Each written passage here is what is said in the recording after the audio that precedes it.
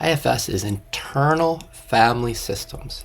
Basically, it's a lens for noticing what's arising within us, the thoughts, feelings, and sensations, and to help us notice those as the weather, and then to notice what the weather is arising in, the sense of the sky.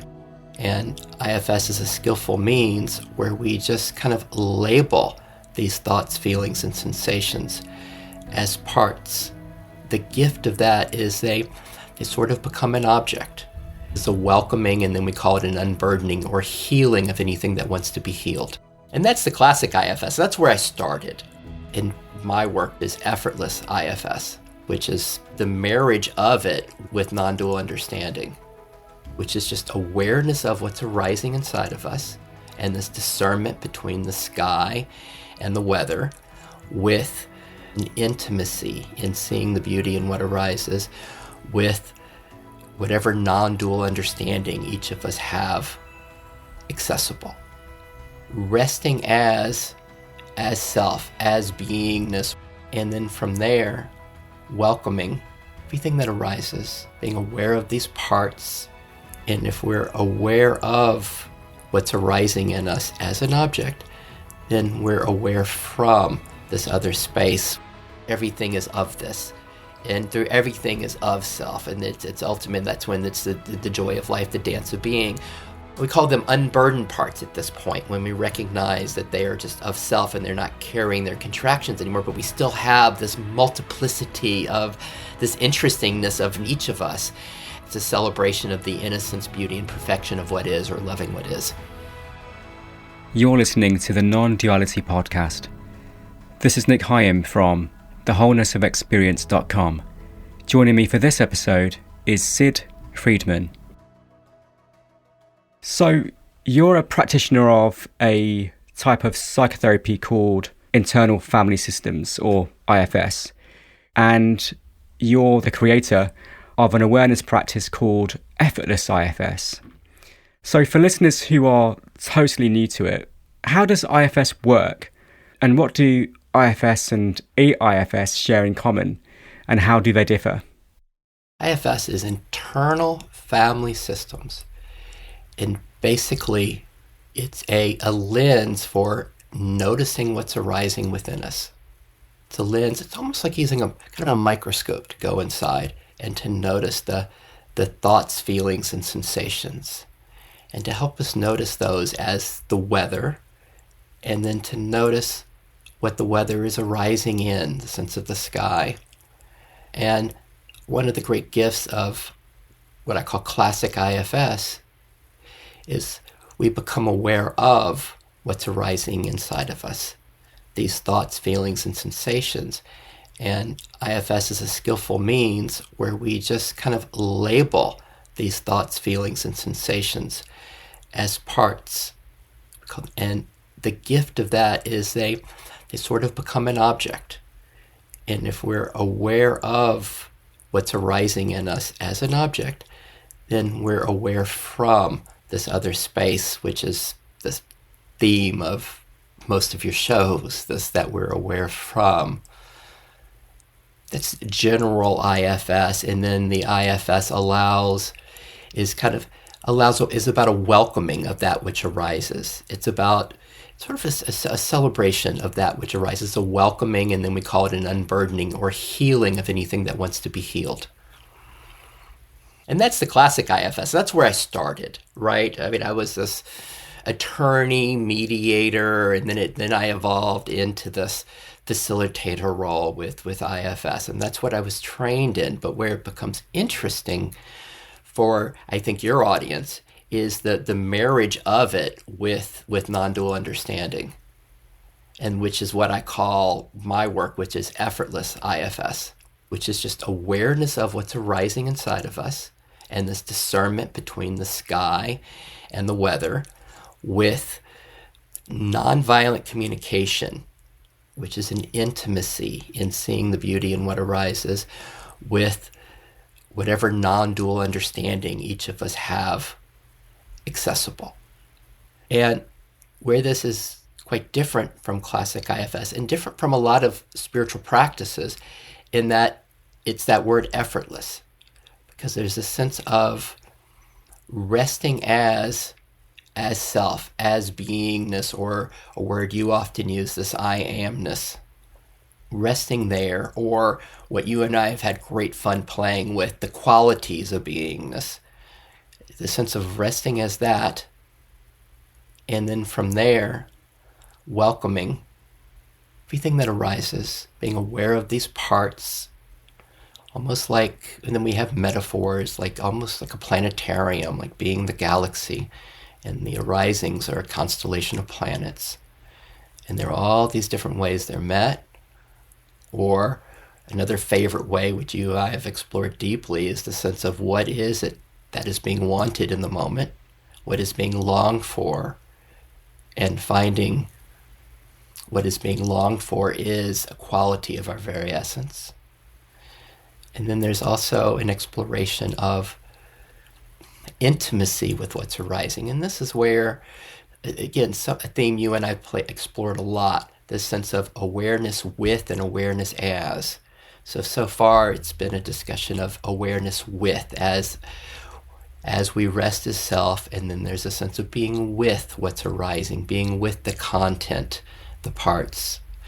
And then through intimacy, something happens as we become more and more intimate. The sense of a subject-object, the sense of being with starts to fall away, and it becomes an awareness as. And EIFS is really an awareness practice, and it's a dance. It's almost three gears, like a 3-gear bike, as we move amongst these 3 different views. The first view is, I know you and I both love Nisargadatta, and we've often spoken about where he has just said, people ask him, how did he find this? And you've shared with me a sense of just residing as his nature, as beingness. And that's the first view, which is the discernment between the weather, that which comes and goes, which we call the parts, the thoughts, feelings, and sensations, and this that it arises in. And we call this view, I kind of have fun with this. We call it riding the bike of being. The reason I like this is, as we were learning to ride a bike, we could read about it, people could tell us about it, but it was really finding balance, and we would start to sway, but eventually we would find there would be a knowing of balance. And we then eventually would go over things, and we weren't able to kind of lose our balance so much. And I find the same thing happens in my system and those that I work with just as we find balance, we find this resonance with beingness. And it can be, one of the things I just adore from your work, Nic, are these qualities of beingness and this exploration of this long list you and I have explored together and enjoyed of peace. Let's say it's peace. And there's finding peace. And then there's a thought like, oh gosh, there's a gardener outside. Is that going to interrupt our conversation? And it starts to kind of like writing that. It's like, you can't see my image. I'm holding my hand up like I'm riding a bike. And it's like, it starts to tilt toward, oh my God, the gardener. And then it's like peace. And then it comes back to peace. Or there's another thought like, I'm visiting my parents and my father's having some difficulty and he could walk into the room. And there starts to think about that, like, oh my God, and you do something, and then it comes back to peace. And so this first view is getting established in finding balance, finding this ability to discern and rest, or we call it abiding. We use the word self in IFS, but it could be being, isness, I amness. And again, I just use one of your words. It could be openness, it could be flow, it could be ease, it could be love, it could be joy, it could be tenderness. It could be any of those that we find as a way of tuning into this finding our balance. And that's the first thing. And then once there is an intimacy as this beingness, we can move to what I call the second view, which I have like 2 names for it. I call it either the infinite hot tub or Rumi's guest house. That wonderful Rumi's poem, like this being human is a guest house. Every morning a new arrival, and a joy, a meanness, a depression, welcome and entertain them all. And that's what this is. This quality of being is whatever it is, or as you often explore, these qualities they're a little concession, they're a little above. Like you can go, some people go deeper into just, well, there's just the absolute I am. But in EIFS, we find it really useful to go with the qualities of beingness, like love, acceptance, care, nurture. And then from here, we become aware of the parts. But one of the big moves here is that we don't just become aware of one thing. Oh, that gardener's going to be making noise. Because we notice what happens when we become aware of one object. There's a sense of, sometimes in IFS we call it blending, or in spiritual terms they call it identifying with that thought, feeling, or sensation. And in my work, that is the only way we suffer, is we identify with this foreground, with this weather. And so the core move as we move to the second view is being aware of two or more parts simultaneously, which requires us to really open into this beingness. And if we're aware of two or more parts at the same time, it becomes very difficult to blend. And so instantly, suffering decreases significantly. So here we are as the guest house, and we're aware of our guests, these parts, these precious, precious expressions of life. And the game becomes, as we build capacity, if you can be aware of 2 parts, you can be aware of 10. It just opens up, like riding the bike. Hey, no hands. It just opens up that way. And similarly, for a lot of people, we all find our own metaphors. Another one that I love is this infinite hot tub. Everything that arises is just soaking in the warmth of being, the love of being, the welcoming, the care. And then in the second view, we often go to the sense of hearing what our parts are really longing for. Because for some of us, we have default qualities of being, right? It's really interesting working with people and hearing, well, there's presence here, there's peace here, there's a sense of aliveness, there's openness, there's care. But it really differs with each of us as far as which one is most prominent. And so I find that we have these default qualities of this I amness, but then we have some parts that are like, some aspects of us like, yeah, that's nice, but still, I've got to go make the money. I've got to go take care of my child. I've got to take care of this body. That's nice that peace is here, but there are things that are important.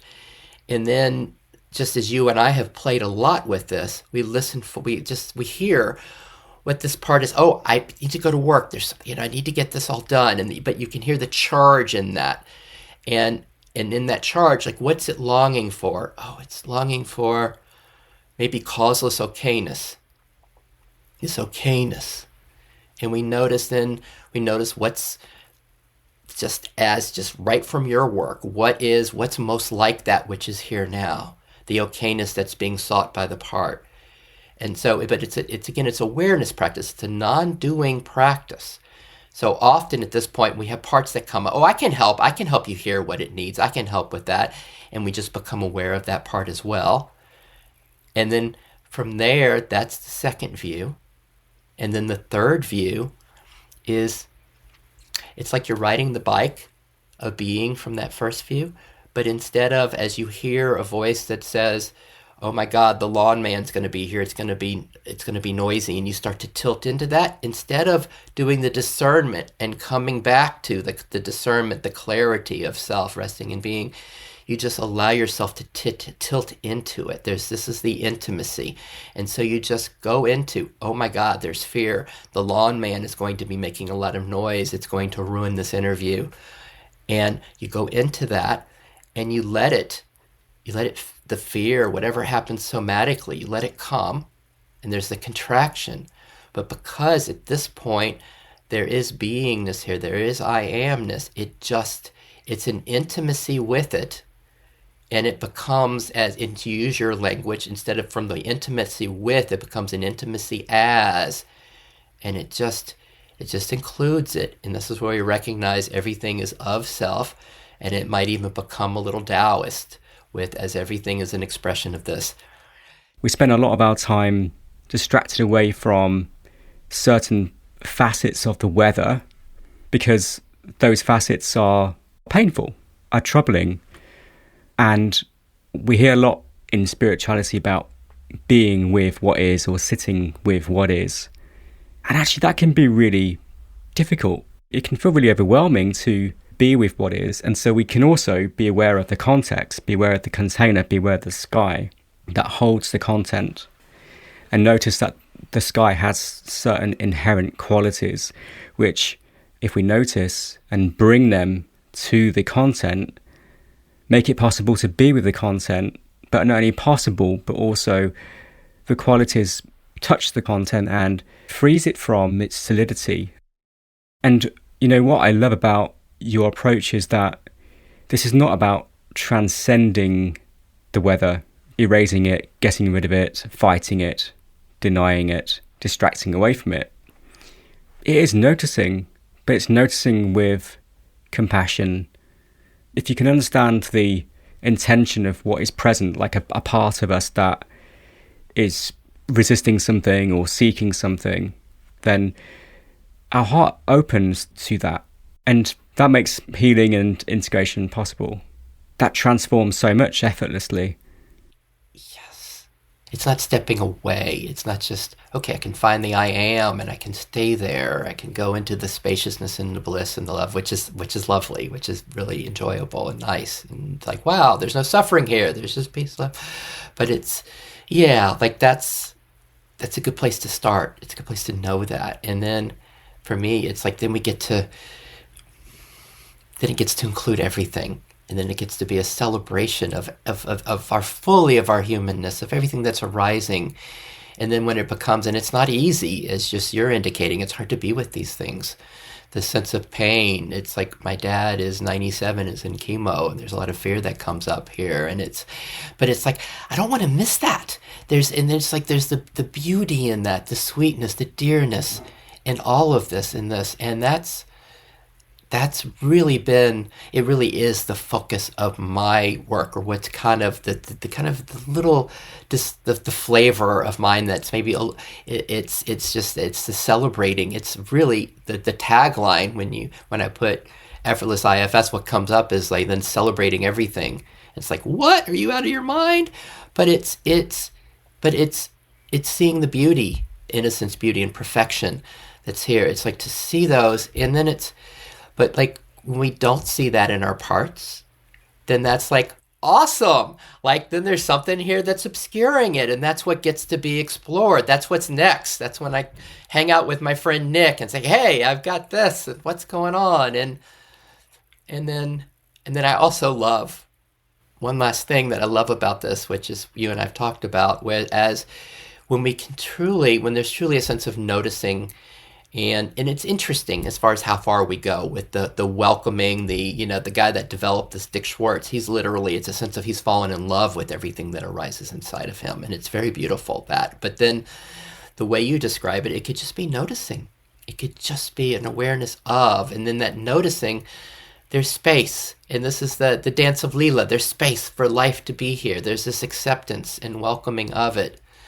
And, but then what's so beautiful is as that opens more and more in our inner, then it's like when we look out in the world and we look at the difficulties, or in the U.S. we look at the politics and the divide, and we look at all of that, and then we see we can see the innocence, beauty, and perfection in what's in the world. As we see it more and more here, we see it in the world, and then this nonviolent communication vision I have, I mean, it just, our lives, our world, they all become more and more of this beauty. Yeah, it's like embracing the full spectrum of weather, and no part can do that. No sense of self, no me, no identity can do that embrace. But what we are as the sky does so effortlessly. It is never resisting the weather. is holding the weather always, is creating the weather, actually. There's no other creator of the weather than the sky itself. And I think there's this, I see that there is this notion, ironically, non-duality, that goes along the lines of, this is awareness and this is some other stuff. This is reality and this is some other stuff. It's all reality. It's all sky. There's nothing that isn't sky. It's just that sky takes different shapes and has different names, different forms. So it's this full embrace of the full spectrum of the weather. That happens through noticing the existing embrace of that, not through some spiritual acceptance or some kind of dramatic change. It's noticing. Again, it's noticing. I find it's noticing that the sky embraces the weather. This is where I love your work, and this has been such a gift of your work for me in the depth of knowing the sky, the depth of these qualities of the sky. This is just what I hear you pointing to right now, is that you're even saying the weather can be kind of defined by these qualities. And it's like, if we really find this unconditional love as this essence of sky, and we really are identifying as this, then everything that arises, there's no doing necessary. It's just being welcomed by unconditional love, right? Or if it's intimacy or connectedness or union, it's like that's the experience. Or if it's nurture or care or peace, everything that arises is, I love if you use the hot tub or whatever our image is, it's like it's soaking in that it's being met by that. And then in the subtlety of it, which is your work, the subtlety of it, it can just be becoming intimate as these qualities of beingness, and then everything else just takes care of itself. My first view, it's very much a discernment. There's the weather and there's the sky. There's the beingness and there's the parts. But then, just like you're saying, it ultimately, but it's all the sky. It's all of, like, the weather is happening in the sky, and it's of the sky. And this is how ultimately we can find the innocence, beauty, and perfection in everything that arises. And it can be a celebration of life, the celebration of everything.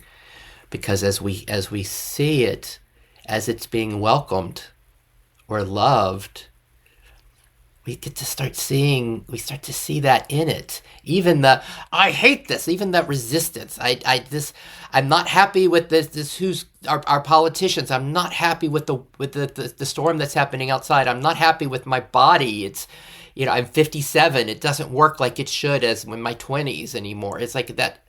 And it's like, as we hear that, the real resistance, I want it to be different. Like, what if it doesn't have to be fixed? If we just can see, it's just being, one, it can just be, it's just loved, or whatever quality of beingness is here. And then through that, we see the innocence of that. And it's just a falling in love with each of these voices inside of us, with life. And that's how we get to be immanent fully in this life. And this is how it becomes this Taoist flow. You often talk about updating the system, or learning to balance, or learning to, tune into these qualities of being, learning to kind of switch between these different levels. What is meant by updating in IFS? And can you say more about what happens when the system learns? For me, I love sports. I love, like when you first start to play soccer, it's just like, okay, just gotta get to the ball, and we're going in that direction towards the goal, and it's like, okay, and I can kick it as hard as I can. But then as the game becomes more subtle, right?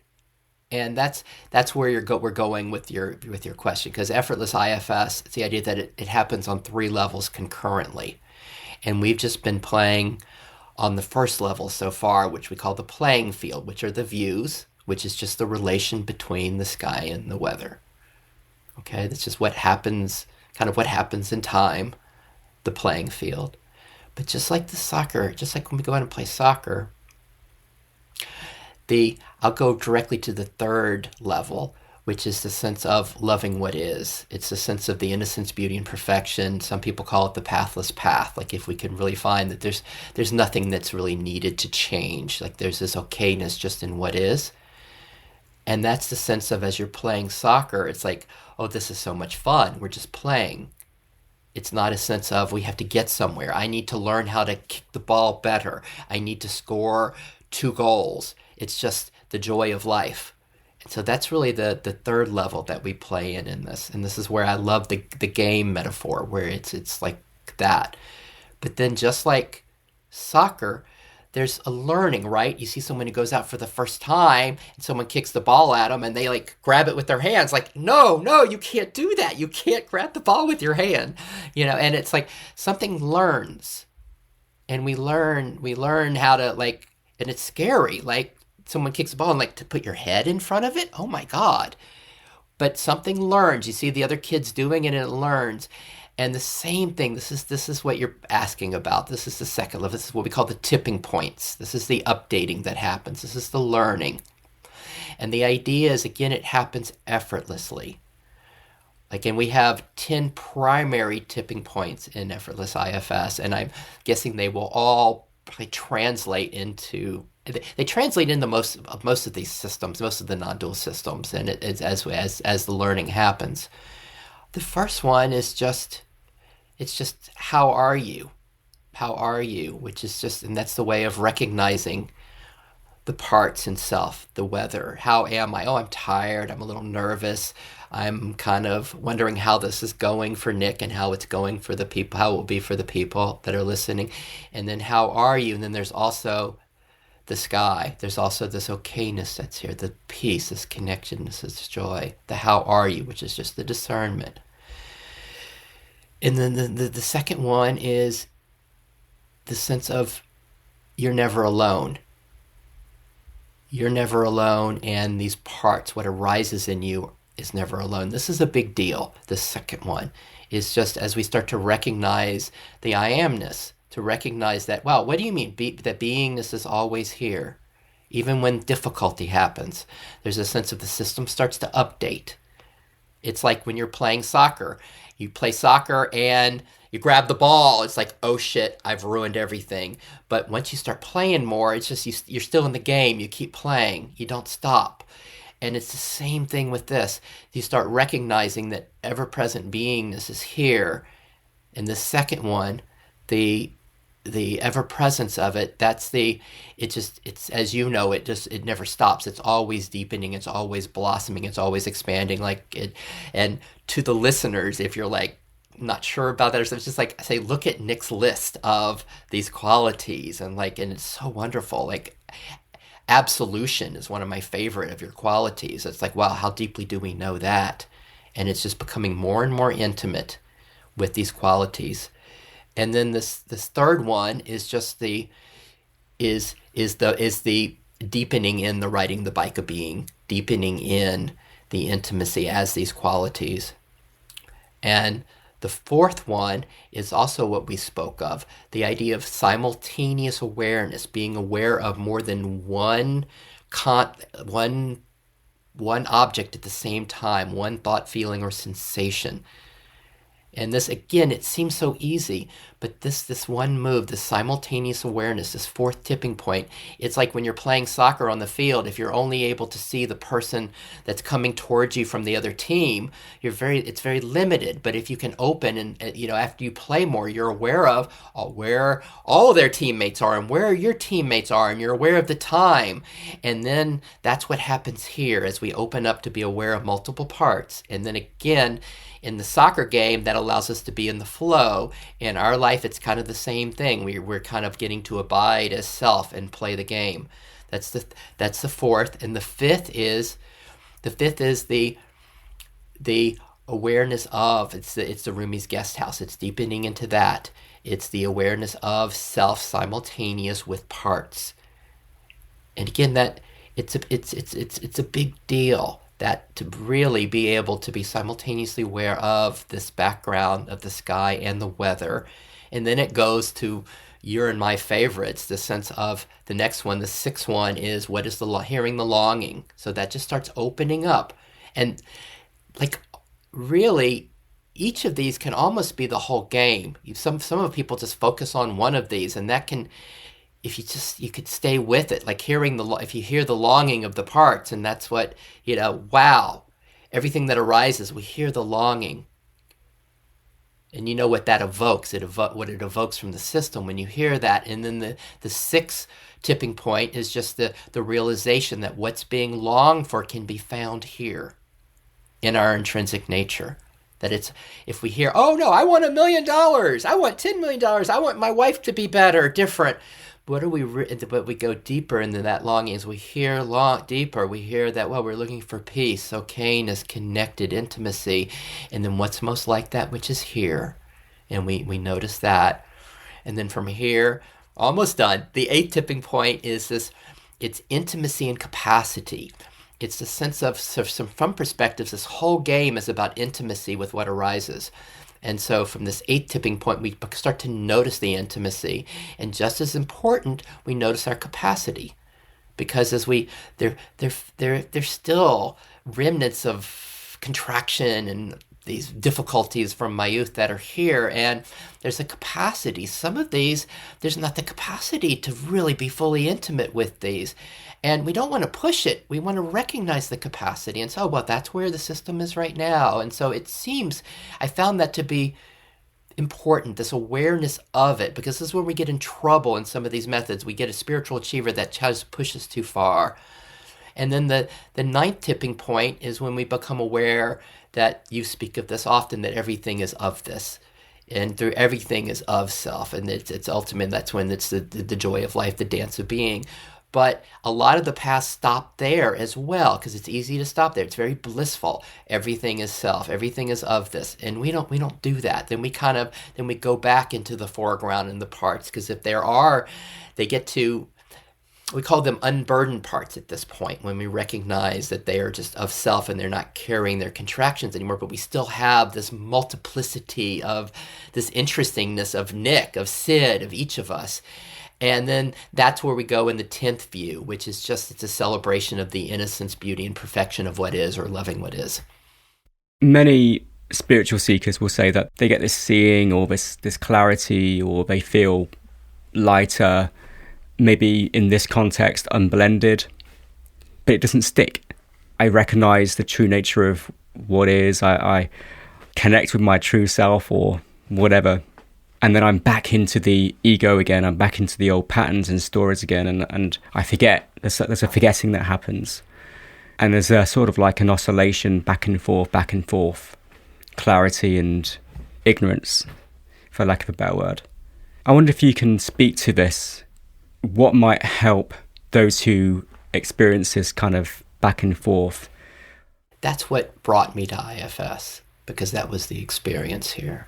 I would go on a retreat with one of our friends, and it would just fall into this piece. It would fall into the self. It would fall into the background.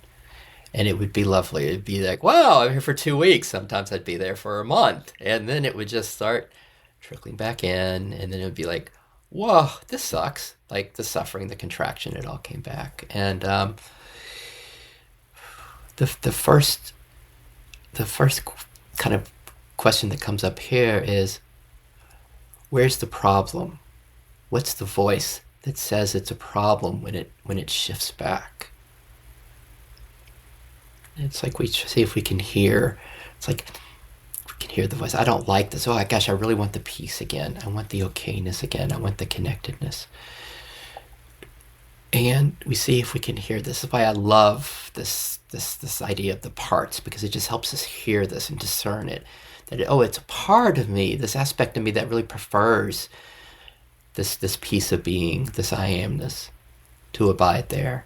And we can hear the dearness in that part. And this is where we play with, the different views.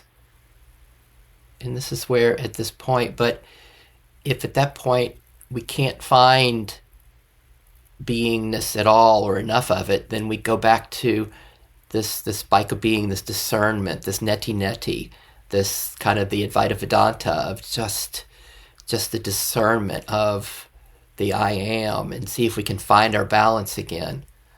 But if we have some balance, if we have a little bit of balance here, a little bit of self, then there's a sense of how can we celebrate what's arising. This is the guest house. This is the welcoming. And Rumi says, welcome and entertain them all. And it's like, could we celebrate that? Wow, this stinks. It was just, everything was great. It's like, finally I found this. And then 2 weeks later, it's like, it's back in contraction. It's like, oh my God, there's this. And if we can be a space of like holding that is having contraction, or in your words, just being aware of it from whatever quality of beingness. We experience patterns. The nature of patterns is that they repeat. What causes that repetition? A bunch of identities, self-concepts, what we believe about ourselves, that keep this patterning going, keep it coming back around and around and around. So if you're experiencing any pattern of behavior or thought or feeling or sensation or whatever, then it helps to identify what identities are operating under the surface, so to speak. And that doesn't have to be like an analytical process. It's just like, what am I believing about myself right now? To identify that, what am I believing about myself? Who do I believe I am right now? Or what does this pattern of anxiety mean about me? It could be as simple as, I am anxious, right? We believe we are anxious. I am anxious. And what are the implications of that identity? Well, it means I can't do this, and it means that this will happen. It means that I'm limited in some way, and I have to seek a resolution. I have to fix this. And so it's not about fixing the pattern. It's about recognizing what drives the pattern, what identities drive that pattern. Once we see through that identity, and it may take many times of seeing through that identity, then the pattern sort of softens or unfolds or slows down, has a lightness about it, doesn't seem personal. That unblending happens enough times, and the sense of me gradually lightens. Yes. It's like playing soccer, it's just like the playing soccer. And eventually, we're just in the flow. There's a sense of this flow, which is beingness, which is the kind of a flavor of the I am.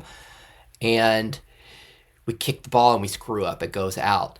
And it just doesn't, it's just, we got enough flow there. We got enough play. We got enough joy there that we're not like contracted, and we don't also, we're like, oh my God, there's a minute left and we have to score the goal. If I start blending with the pressure of, I've got to get this goal, I'm going to suck as a soccer player. It's like a blending with it. But if we have enough of that flow, we're still in the dance, we're still in the flow, and it does what happens. And it's just the same thing here with this. The unblending can happen in different ways. It can happen just what you pointed to, these beautiful qualities, that list of qualities that you have, as we become more and more intimate kind of with them and as them, right? Then it becomes more difficult to get lost in an arising. Yeah. Can you say a little bit about your Zoom group and the Facebook group as well? Like, what is it called and how people can sign up? So we have these Zoom groups. It's very participatory. We try to keep them small, and it's about like what remains. Where do we still get caught? And that's what we play with, but we don't play with it as a problem. We'll kind of hear what's happening in each of us, and as each of us share, we will see if we can find endearment towards what's arising in each of us. And as each of us share from I'll ask, what's the most prominent quality of beingness that's here for you? And it's all different. Like, oh, there's peace, there's love, there's just presence, there's awareness, there's connectedness, there's equanimity. We'll get you to tell us a little about it, and we'll see if each of us can find it. It's a little game to become more and more for us all to become more intimate with these qualities of beingness. And then with whatever's arising in us, like, oh, I'm really scared about my father's health. He's, how he's doing. And we'll see if I can find that part. And then can I find endearment with that part? And then we invite everyone to see if they can find endearment towards that part in you. And then Can they find endearment towards that part? It's almost like a tuning fork in themselves, because this is all, we're all in this together. Nothing's foreign to us. Can they find it in themselves? And part of the game, and it's all light and playful, but there's a lot going on here, because often it's easier to find endearment and welcoming towards someone else's system, towards their parts than our own. And as we do this, we become more intimate with what's happening in ourselves.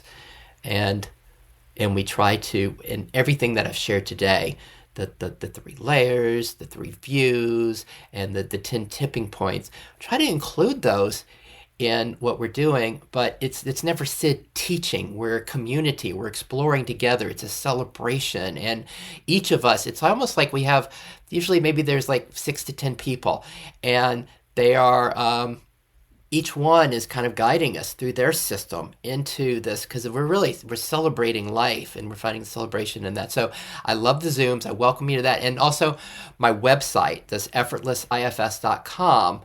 And then lastly, if this IFS thing resonates with you, if you know, I call it Effortless IFS, and it's very much informed by it, but none of it's necessary. You don't even have to use any parts language or anything. What we're interested in is how it's arising in you and how you're making sense of it. So none of that's necessary. But if there's some curiosity about the IFS or like a parts language, we created a Facebook group. It's the IFS Nondual community, and about half the people are from IFS and half of them are from communities like this that are just non-dual.